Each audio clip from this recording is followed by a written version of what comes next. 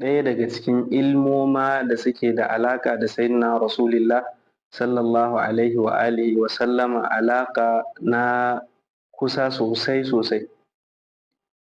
Wa'innan ilmoma ɗin kamar yadda al'imam ibn kathirin rahimahullahu ta'ala yake faɗi a cikin littafin shi albidaya wa nihaya, bayan ya gama magana akan siran sayyidina rasulillah sallallahu alaihi wa alihi wa sallam, yana faɗin cewa to akwai kuma wasu mulhaqat na sira.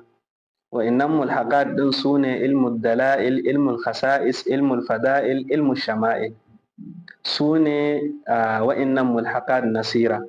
To shi wannan karatun da za mu fara, karatun wannan littafin yana da alaƙa sosai da ilimi wanda ake kiran shi ilmu shama'il. Shi wannan ilmu shama'il ɗin ilimi ne wanda yake magana akan sayyidina